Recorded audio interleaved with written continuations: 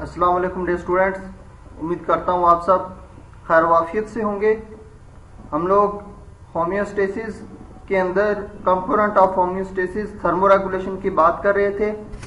इसमें first portion related to plant हम लोगों ने स्टार्ट किया था, जिसमें adaptations in plants related to high temperature, ये प्रीवियस लेक्चर में हम लोगों ने डिस्कस किया था कि हाई टेम्परेचर जब फेस करना पड़ेगा किसी भी प्लांट को, तो वो कौन सी अडाप्टेशंस अपने अंदर ऐसी लेके आएगा कि हाई टेम्परेचर को विदस्टैंड कर सके। अब है लो टेम्परेचर को विदस्टैंड करने के लिए अडाप्टेशंस। लो टेम्परेचर भी प्लांट्स के लिए हार्मफुल है, जैसा कि हाई टेम्परेचर प्लांट्स के लिए हार्मफुल है। तो प्लांट्स क्या करेंगे, कोशिश करेंगे कि इस लो टेम्परेचर को विदस्टैंड करें और इस लो टेम्परेचर के लिए अपने अंदर अडाप्टेशंस लेके आए। तो सबसे पहले देखेंगे कि लो टेम्परेचर पौधों के लिए कौन कौन से नुकसान क्रिएट करता है। उसके बाद देखेंगे कि प्लांट्स ने कौन कौन सी अडाप्टेशंस कर रखी हैं अपने अंदर इस लो टेम्परेचर को विदस्टैंड करने के लिए। तो अगर देखा जाए कि लो टेम्परेचर क्या नुकसान क्रिएट करता है, in low temperature the fluidity of the cell membrane is Altered.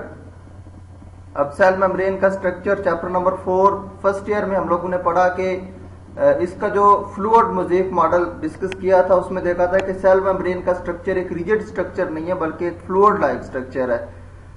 Because leopards of the membrane locked into crystalline structures, जो आइस क्रिस्टल्स बनेंगे लो टेम्परेचर की वजह से, उसके अंदर लिपर्ड्स फॉस्फोलिपिड के मॉलिक्यूल लॉक हो जाते हैं, which affect the transport of salutes, जो सल्यूट की ट्रांसपोर्ट को मुश्किल बना देती है from the membrane.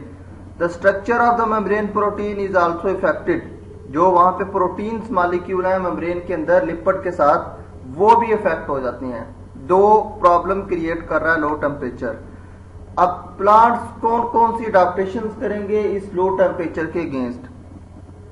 Plants respond to cold stress by increasing proportion of unsaturated fatty acids which help membrane to maintain structure at low temperature by preventing crystal formation।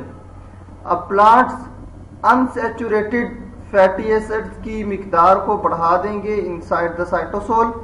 अब saturated fatty acid के बारे में हम लोगों ने बात की थी कि ये रूम टेम्परेचर पे सॉलिड होते हैं, और unsaturated fatty acids like plant oil different, उनके अंदर जो फैटी एसिड हैं वो लिक्विड रहते हैं एट रूम टेम्परेचर, और अगर उनको हाई टेम्परेचर भी लो टेम्परेचर भी दिया जाए तब भी वो क्या रहते हैं, लिक्विड फॉर्म में।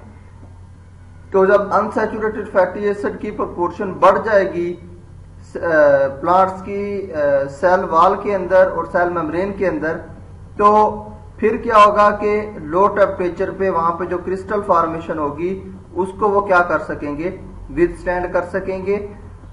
This adaptation require time. अब ऐसा नहीं है कि एक दफा उनको कोल्ड स्ट्रेस आया उन्होंने अपने अंदर ये फैटी एसिड, क्योंकि होम्योस्टेसिस के अंदर हम लोगों ने ये बात डिस्कस की कि चेंजेस आते आते प्लांट्स को या किसी भी एनी लिविंग ऑर्गेनिज्म उसको टाइम रिक्वायर है। उसको ऐसा नहीं है कि किसी अगर आप लो टेम्परेचर से हाई टेम्परेचर वाले एरिया में गए हैं तो आपको वहां का नेटिव होने के लिए टाइम लगता है, तो इसी तरह से प्लांट्स को भी टाइम चाहिए। अब रैपिड चिलिंग का मतलब है एक दफा उसको कोल्ड टेम्परेचर दिया फिर उसको जो है ना वो हाई टेम्परेचर की तरफ ले आए। ऐसा जैसे कि आप इलेक्ट्रिसिटी शॉक लगाते हैं, झटका दिया फिर खत्म, ऐसे ही प्लांट्स को रैपिड चिलिंग का मतलब है लो टेम्परेचर। तो वो अगर किया जाए तो वो ज्यादा इफेक्टिव है कि अगर आप ग्रेजुअल ड्रॉप, अचानक से टेम्परेचर ड्रॉप किया और ड्रॉप ही रह गया, तो फिर पौधों को इतना टाइम नहीं मिलता कि वो क्या कर सकें, अपने लिए अनसैचुरेटेड फैटी एसिड की मिकदार को बढ़ा सकें। Freezing temperature causes ice crystal formation. जो फ्रीजिंग टेम्परेचर है उसकी वजह से क्या होगा, आइस क्रिस्टल फॉर्मेशन होगी inside the cell membrane. The confinement of ice formation around the cell wall does not affect as badly as and plant survive।